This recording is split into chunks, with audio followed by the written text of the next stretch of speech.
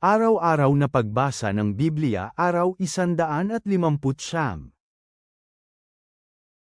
Lumang Tipan, Ikalawang Samuel Kapitulo 13.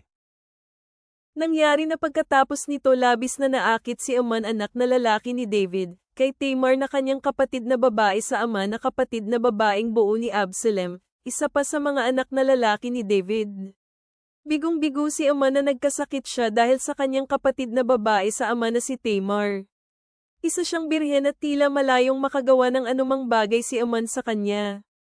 Pero may kaibigan si Amnon na ang pangalan ay si Jonadab anak na lalaki ni Simea, kapatid na lalaki ni David. Isang tusong lalaki si Jonadab.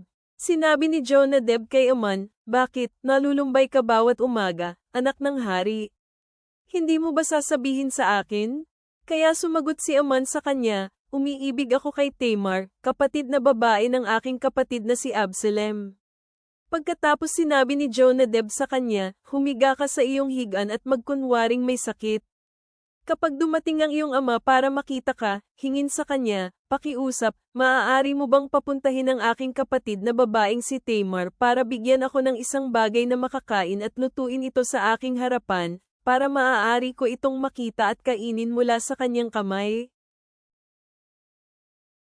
Kaya humiga si Amnon at nagkunwaring may sakit. Nang dumating ang hari para makita siya, sinabi ni Amnon sa hari, "Pakiusap, papuntahin mo ang aking kapatid na babaeng si Tamar para maghanda ng pagkain sa aking harapan para sa aking sakit upang makakain ako mula sa kanyang kamay." Pagkatapos nagpadala ng salita si David kay Tamar sa kanyang palasyo na nagsasabing, "Pumunta ka ngayon sa bahay ng iyong kapatid na lalaking si Amnon at maghanda ng pagkain para sa kanya." Kaya pumunta si Tamar sa bahay ng kanyang kapatid na lalaking si Amnon kung saan siya nakahiga. Kumuha siya ng masa at minasa ito at hinulmang tinapay sa kanyang paningin at pagkatapos hinurno niya ito. Kinuha niya ang kawali at ibinigay ang tinapay sa kanya, pero tumanggi siyang kumain. Pagkatapos sinabi ni Amnon sa ibang nandoon, "Palabasa ng lahat, palayo sa akin." Kaya umalis ang lahat mula sa kanya. Kaya sinabi ni Amnon kay Tamar, "Dalhin ang pagkain sa loob ng aking silid para makakain ako mula sa iyong kamay." Kaya kinuha ni Tamar ang tinapay na kanyang ginawa at dinala ito sa loob ng silid ni Amnon na kanyang kapatid. Nang dinala niya ang pagkain sa kanya, siya'y hinawakan niya at sinabi sa kanya, "Halika, sumiping sa akin, aking kapatid." Sumagot siya sa kanya, "Hindi, aking kapatid, huwag mo akong pilitin, dahil walang dapat mangyaring gantong bagay sa Israel. Huwag mong gawin itong nakapanlulumong bagay. Saan ako maaaring pumunta para makatakas sa kahihiyang idudulot nito sa aking buhay? At tatatakan ka ng gawaing ito bilang isang handgal na walang kahihiyan sa buong Israel. Pakiusap, hinihiling kong kausapin mo ang hari. Papayagan kanyang pakasalan ako." Pero, hindi nakinig si Amnon sa kanya. Yamang malakas siya kaysa kay Tamar, siya'y sinunggaban niya at sumiping siya sa kanya. Pagkatapos kinapuotan ni Amnon si Tamar ng matinding pagkapuot. Siya'y kinapuotan niya ng higit pa kaysa kanyang paghahangad sa kanya. Sinabi ni Amnon sa kanya, "Bumangon ka at umalis." Pero sumagot siya sa kanya, "Hindi, dahil ang malaking kasamaang ito na pagpapaalis mo sa akin ay mas masama pa sa kung ano ang ginawa mo sa akin." Pero hindi nakinig si Amnon sa kanya. Sa halip, tinawag niya ang kanyang pansariling lingkod at sinabi, "Dalhin mo ang babaeng ito palayo sa akin at ikandado ang pintuan pagkaalis niya." Pagkatapos dinala siya palabas ng kanyang lingkod at kinandado ang pintuan pagkalabas niya. Suot-suot ni Tamar ang isang ginayakang balabal dahil sa ganoong paraan nagbibihis ang mga anak na babae ng hari na siyang mga birhen. Naglagay si Tamar ng mga abo sa kanyang ulo at pinunit ang kanyang balabal. Nilagay niya ang kanyang mga kamay sa kanyang ulo at lumakad papalayo, umiiyak ng malakas habang umaalis. Sinabi sa kanya ng kapatid niyang si Absalom, "Kinasama mo ba si Amnon ang iyong kapatid? Pero ngayon manatiling tahimik, aking kapatid. Siya ay iyong kapatid. Huwag isapuso ang bagay na ito." Kaya mag-isang nanatili si Tamar sa bahay ni Absalom na kanyang kapatid. Pero nang marinig ni David ang lahat ng mga bagay na ito, labis siyang nagalit. Walang anumang sinabi si Absalom kay Amnon, dahil kinapuotan siya ni Absalom dahil sa kanyang ginawa at kung papaano niya pinahiya ang kanyang kapatid na babaeng si Tamar. Nangyari pagkatapos ng 2 taon si Absalom ay nagtrabaho bilang manggugupit ng tupa sa Baal-hazor na malapit sa Ephraim at inanyayahan ni Absalom ang lahat ng mga anak na lalaki ng hari para bumisita roon. Pumunta si Absalom sa hari at sinabi, "Tingnan mo ngayon, may mga manggugupit ng tupa ang iyong lingkod. Pakiusap, naway ang hari at kanyang mga lingkod ay sumama sa akin, iyong lingkod." Sumagot ang hari kay Absalom, "Hindi, aking anak, kaming lahat ay hindi dapat pumunta dahil magiging pabigat kami sa iyo." Pinilit ni Absalom ang hari, pero ayaw niyang pumunta, gayunpaman pinagpala niya si Absalom. Pagkatapos sinabi ni Absalom, "Kung hindi, pakiusap hayaang sumama sa amin ang aking kapatid na si Amnon." Kaya sinabi ng hari sa kanya, "Bakit dapat sumama si Amnon sa iyo?" Pinilit ni Absalom si David, kaya hinayaan niyang sumama sa kanya si Amnon at ang lahat ng anak na lalaki ng hari. Inutusan ni Absalom ang kanyang mga lingkod na nagsasabing, "Makinig ng mabuti. Kapag nagsimula ng malasing si Amnon sa alak at kapag sinabi ko sa inyo na, salakayin si Amnon, patayin siya. Huwag matakot, hindi ba't inutusan ko kayo?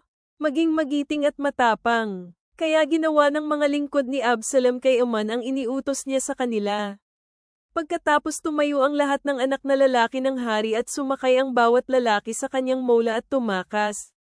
Kaya nangyari na, habang nasa daan sila, nakarating na kay David ang balita na nagsasabing, pinatay ni Absalom ang lahat ng anak na lalaki ng hari at walang ni isang natira sa kanila. Pagkatapos tumayo ang hari at pinunit ang kanyang mga damit at humiga sa sahig, nakiisa ang lahat ng kanyang mga lingkod na pinunit ang kanilang mga damit.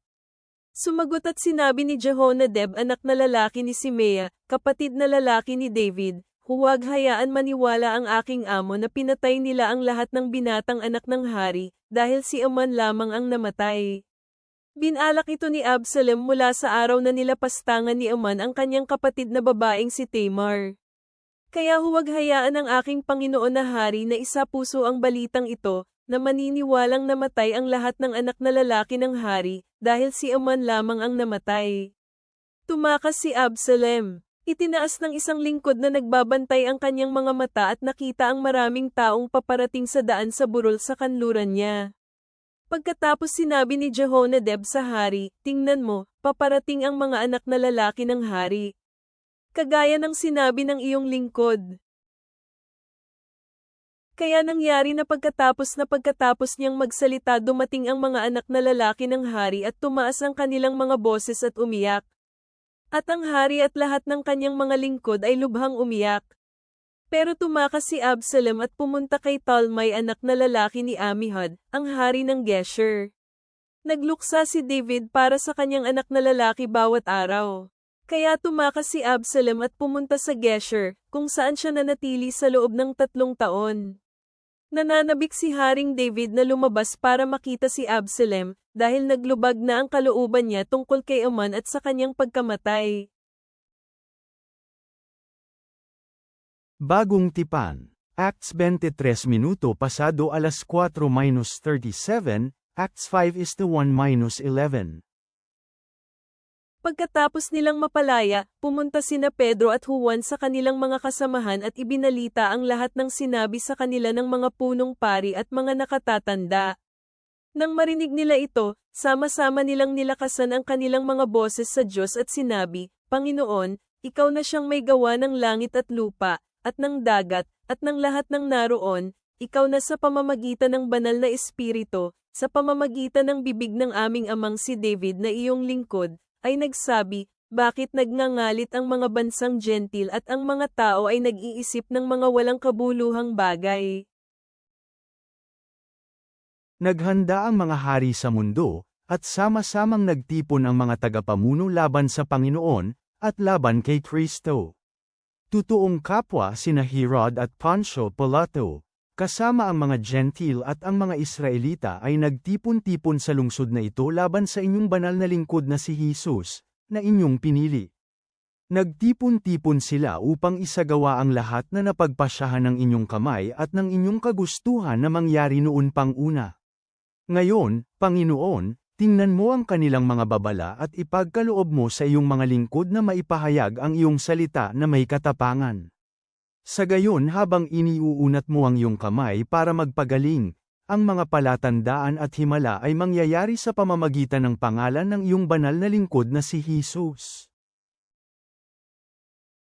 Nang matapos silang manalangin, ang lugar kung saan sila nagtipon-tipon ay nayanig, at silang lahat ay napuspos ng banal na espiritu, at ipinahayag nila ng may katapangan ang salita ng Diyos.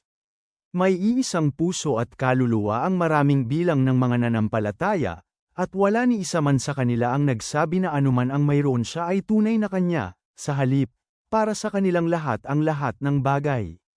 Ipinapahayag ng mga apostol ang kanilang patuto tungkol sa muling pagkabuhay ng Panginoong Hesus ng may dakilang kapangyarihan, at labis na biyaya ay napa sa kanilang lahat.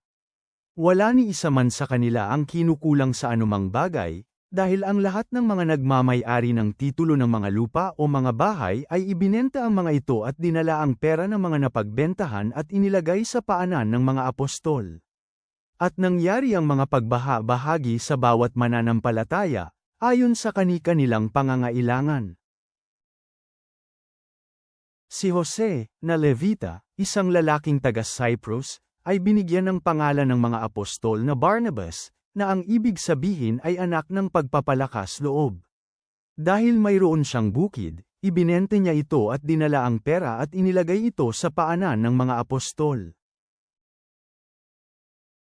Ngayon, may isang lalaki na ang pangalan ay Ananias, kasama ang kanyang asawa na si Sapphira, ang nagbenta ng bahagi ng kanilang ari-arian, at kanyang itinago ang bahagi ng napagbilhang pera, alam din ito ng kanyang asawang babae, at idinala ang ibang bahagi nito at inilagay sa paanan ng mga apostol. Ngunit sinabi ni Pedro, Ananias, bakit pinuspos ni Satanas ang iyong puso upang magsinungaling sa banal na espiritu upang itago ang bahagi ng napagbilhan ng iyong lupa? Habang hindi pa ito nabebenta, hindi ba nanatili itong sa iyo? At matapos itong maipagbili, hindi ba't nasa iyo pera ang pamamahala? Paano mong naisip ang mga bagay na ito sa iyong puso? Hindi ka sa tao nagsinungaling, kundi sa Diyos. Habang pinakikinggan ang mga salitang ito, si Ananias ay nabuwal at nawalan ng hininga. At matinding takot ang dumating sa lahat ng nakarinig nito.